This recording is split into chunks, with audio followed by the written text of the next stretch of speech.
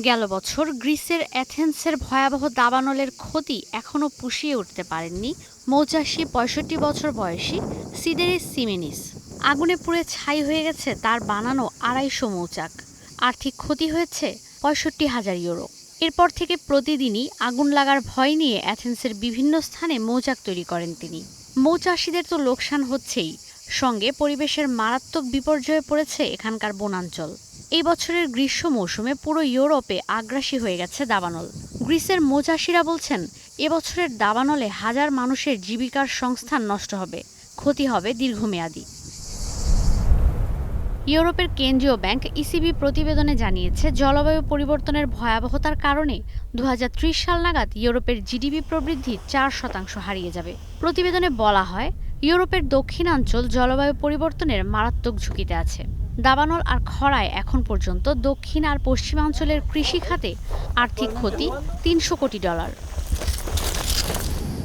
গ্রিসের Athens academy কর্তৃপক্ষ বলছে, সরকার এখনই কোনো পদক্ষেপ না নিলে এই শতাব্দীর শেষে ৭০,০০০ কোটি ইউরো আর্থিক ক্ষতি হবে। ইউরোপের ছোট্ট এই দেশের জন্য এই ক্ষতি অনেক বেশি। জার্মানি, ফ্রান্স কিংবা ব্রিটেনের আর্থিক ক্ষতির পরিমাণ আরও বেশি হবে। স্পেনের স্মরণকালের ভয়াবহ দাবানলে এখন পর্যন্ত ৯০,০০০ হেক্টর এলাকা পুড়ে ছাই হয়ে গেছে। চলতি বছর দাবানল নিয়ন্ত্রণে বিভিন্ন তহবিল আর জাতীয় বাজেট থেকে ১২ কোটি ইউরো খরচ করেছে গ্রিস। ২০২১ সালে যা ছিল ২ কোটি ইউরো। ফ্রান্সের খরচ হয়েছে ৮৫ কোটি ইউরো। ফায়ার সার্ভিসের কর্মীরা দাবানলের ভয়াবহতা দেখে বলেন, ইতালি, ফ্রান্স কিংবা পর্তুগালে যা হয়েছে তা থেকেই শিক্ষা নেওয়া উচিত ভবিষ্যতে কী বিপর্যয় অপেক্ষা করছে। ওয়ার্ল্ড ওয়াইল্ডলাইফ ফান্ড বলছে, দাবানল নিয়ন্ত্রণের চেয়ে বনে আগুন যেন না লাগে সেজন্য বেশি অর্থ ব্যয়ের প্রয়োজন পড়বে। সাম্প্রতিক প্রতিবেদনে দেখা গেছে, ফ্রান্স, স্পেন, ইউরোপ, ইতালি কিংবা গ্রিস দাবানল নিয়ন্ত্রণে ৮০% ব্যয় করছে, কিন্তু মাত্র ২০% ব্যয় হচ্ছে দাবানল ঠেকাতে।